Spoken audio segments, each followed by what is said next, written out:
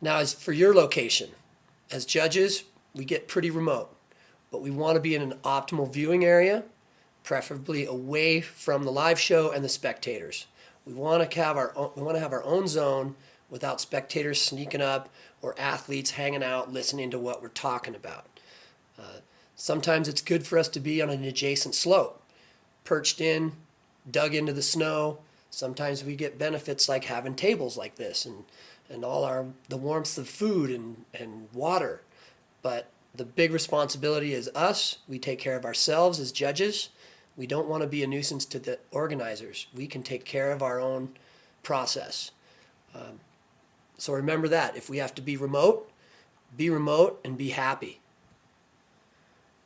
Weather contingencies. Now, these are factors that can affect our judging. These are factors obviously beyond our control, but we have options. Option one, obviously, is window shopping. Besides the best option where it's crystal clear blue powder day and we can see everything and have a great day. But window shopping, we want to work to allow the best visibility as possible for the athlete as well as our visual view. Losing a skier partway through a run can really deflate the athlete and deflate the day. There's nothing more frustrating than watching a skier come out of the gate and you lose them halfway down and you know they just threw down and we have to let them run again. So window shopping's tough, but it works. We can also put an on-slope judge. If the top of the venue is milk jugged or fogged out, but we can see the other half of the venue, maybe you send the head judge up onto the hill with a radio. They can relay key position, relay direction, how they executed it. We can build the line for the judges that are down in the pit scoring, and then they can pick it up from there, finish the judging process. This works really good, and we've used it a lot. Split judging. This is a last resort. We don't like doing this because, for one, if we have to split the judges to see the venue, the skiers can't see very well either. So try to avoid this at all costs. That's why we plan weather days. Look at the weather, plan accordingly.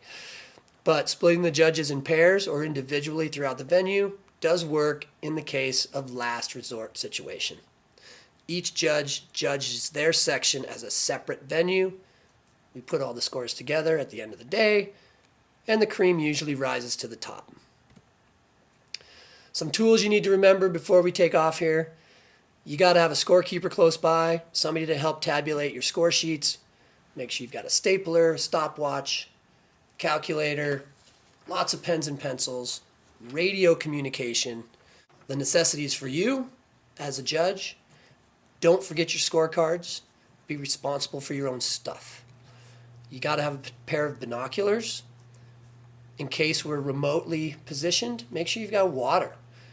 What I like to bring in a judge's pit: sleeping bag, thermarest, puffy jacket, hand warmers, things like that. I pretty much cocoon myself into the chair or into the snow and keep myself comfortable. Other judges even bring warm footy and take their boots off and keep their feet warm. Not advisable on my side because I've spent too much time pulling boots apart to get judges back into their boots to ski down.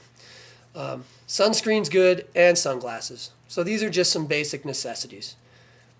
So as for that, I think that concludes what I have to say about judging. If you have questions and need information about any of the things we've covered, contact the IFSA at freeskiers.org. We are more than happy to answer any questions, provide you with score sheets, provide you with athlete handbooks, judges, formats, etc. Thanks for your time, everybody. Happy judging. Remember, celebrate loudly. It's all about having fun.